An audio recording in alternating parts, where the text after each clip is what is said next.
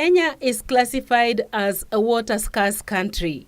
The United Nations ranks Kenya as having one of the lowest water replenishment rates in the world. The renewable water resources per capita in Kenya is below 1,000 cubic meters, which determines the nation as a water-scarce country. First of all, the thought of thinking is it's infinite is not correct. People should know that the world is covered with a lot of water, but very little of it is consumable. The challenge is that resources are usually not seen. You know, the water comes out from the tap. The electricity comes from the socket. And it's not visible for us where it goes to. If we flush our toilet, our wastewater goes down the drain. We don't know where it ends up because we cannot see how it penetrates the soil and how it goes to our groundwater. Because of the scarcity of the commodity, even with the recent heavy rainfall that saw the main water reservoir for Nairobi, the Ndakaine Dam, filling up to 80%, the Nairobi Water Company has maintained its water rationing program. This even as some residents still manage to continue using treated water to water their flower gardens and lawns. I would encourage the Kenyan population, because we've already been hit by water rationing, or sometimes you don't even have any water at all. It's good to rethink of what can we do already with the water that has been used, apart from saving our intake. In Kenya, a family uses between 150 to 200 liters of water daily for domestic purposes, most of which is flushed through the toilet and for washing. Such water is often wasted and ends up mostly in the sewerage system or in septic tanks in areas like Karen that are not connected to the sewer lines. The area relies on trucks to suck up the wastewater, and once the tanks fill up, it is transported and deposited into septic tanks. However, most of the wastewater ends up in the rivers that traverse the city as they flow into River Athi. The rise in population and urbanization has ignited ideas on how to sustain provision of water while reducing waste.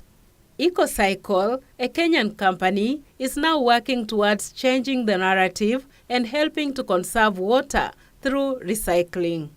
The wastewater is reused and reclaimed for homes in the Karen suburb in Nairobi. Engineer Lucy Wanjiku is among Kenyans who recycle water, and here she demonstrates the process using a biodigester.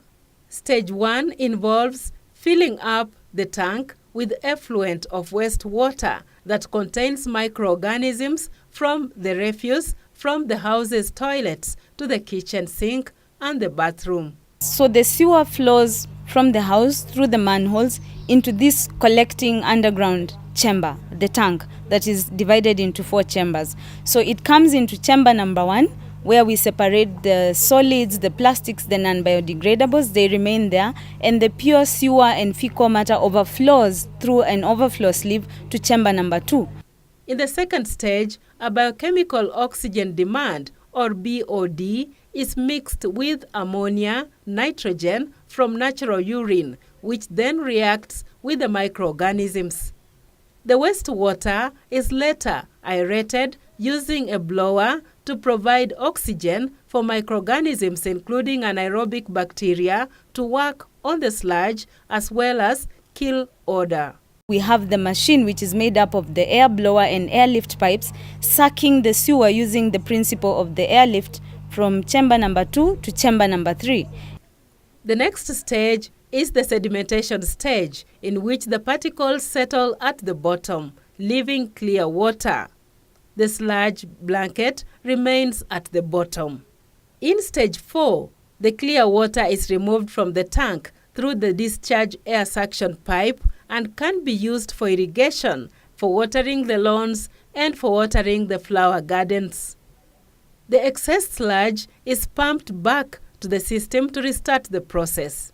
The recycled water is not suitable for domestic purposes as it contains nitrates which are good for plants. The remaining material can be used as manure. Engineer Wanjiko says Kenyans should consider domestic ways of saving water, especially during the rainy season. Thinking, reducing and eliminating waste or pollution so that we leave it clean, free, healthy and safe for future generations. For EcoWatch, I'm Judith Akolo.